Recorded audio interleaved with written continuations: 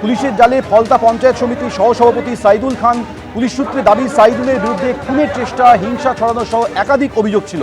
গতকাল রাতে তৃণমূল নেতাকে গ্রেপ্তার করেছে পুলিশ। ফলতায় পুনর্নির্বাচনের আগে গ্রেপ্তার জাহাঙ্গীর খান ঘনিষ্ঠ তৃণমূল নেতা। পুলিশের জালে ফলতা পঞ্চায়েত সমিতির সহসভাপতি সাইদুল খান। পুলিশ সূত্রে দাবি, সাইদুলের বিরুদ্ধে খুনের চেষ্টা, হিংসা ছড়ানো সহ একাধিক অভিযোগ ছিল। সেই অভিযোগের প্রেক্ষিতে পুলিশ তাকে গ্রেপ্তার করে।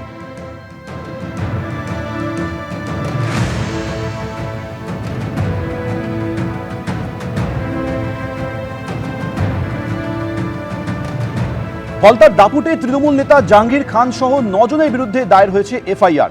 6 বছরের শিশুকন্যাকে খুনের অভিযোগে 9 বছর আগের ঘটনায় এফআইআর রুজু করেছে পুলিশ। নিহত শিশুর বাবার অভিযোগ, বিজেপি করার অপরাধে 2017 সালে সদল বলে বাড়িতে হামলা চালিয়েছিল জাহাঙ্গীর খান। তবে অভিযোগ অস্বীকার করেছেন ফলতার তৃণমূল প্রার্থী।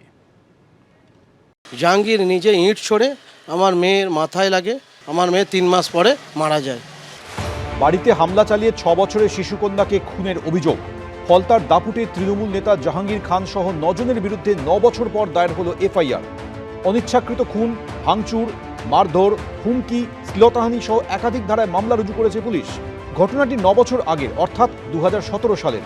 নিহত শিশুর বাবার অভিযোগ, বিজেপি করার জন্য তাকে এলাকা ছাড়া করার চেষ্টা চালান তৃণমূল নেতা জাহাঙ্গীর খান ও তার অনুগামীরা।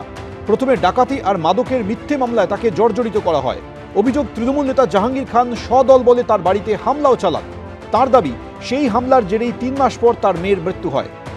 মেয়ের জন্য বিচার চেয়ে পুলিশ প্রশাসনের দরজায় দরজায় ঘুরেও কোনো সুরাহা মেলেনি বলে অভিযোগ করেছেন তিনি। সালটা 2017 সাল, 9 বছর আগে।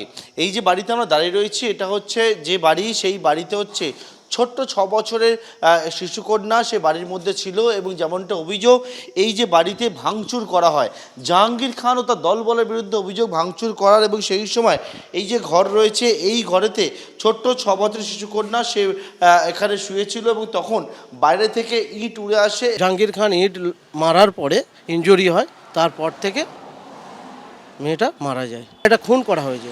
এটা পুলিশকে এর আগে অনেকবার জানিয়েছি, কোনো এফআইআর নেয় না। এমনকি মুখ্যমন্ত্রীর কাছেও গেছি, কোনো জায়গায় সুরাহা পায়নি। থানা থেকে বলছে জাহাঙ্গীরের কাছে ছাড়া এসব আমরা কিছু করতে পারবো না, ওর কাছে যাও, ওর কাছেই বিচার। তবে অভিযোগ অস্বীকার করেছেন ফলতার তৃণমূল প্রার্থী জাহাঙ্গীর খান। 9 বছরের ঘটনা, মিথ্যা কেস আমার নামে আরোপ করেছে। এখন লোকাল প্রশাসন যদি সে জোর করে যদি কেস দেয়, সেখানে তো আমার কিছু করার নেই। কিন্তু আমার যার জায়গা আছে কোর্ট, তাই আমি হাইকোর্টে আমরা আপিল করেছি। নিহত শিশুকন্যার বাবার অভিযোগ, জাহাঙ্গীর খান ও পুলিশের একাংশ টাকার বিনিময়ে সালিসিতে তাকে বিষয়টি মিটিয়ে নিতে চাপ দেয়। এক জায়গায় সালিসি হয়েছিল, দেখ তুই ভুলে যা, তোকে 30 লক্ষ টাকা দেবো। সালিসিটা হয়, তুই তোর মেয়েকে পাবি না ফিরে, তুই এই বিচারটা মেনে নে। ফলতা থানায় নিয়ে গিয়ে সই টই করিয়ে রাত 2-2:30টার সময় ছেড়েছে। নতুন সরকার এসেছে, আমার এই এফআইআর করা হয়েছে ফলতা থানায়, এটা যেন আমি ন্যায্য বিচার পাই। পুলিশকে দিয়ে হুমকি ও সালিসিতে চাপের যে অভিযোগ নিহত শিশুকন্যার বাবা করেছেন, সেই সময় দায়িত্বে থাকা পুলিশের তরফে তা অস্বীকার করা হয়েছে। পার্থপ্রতিম ঘোষ, এবিপি আনন্দ, দক্ষিণ 24 পরগনা। এবিপি আনন্দ, এগিয়ে থাকে, এগিয়ে রাখে।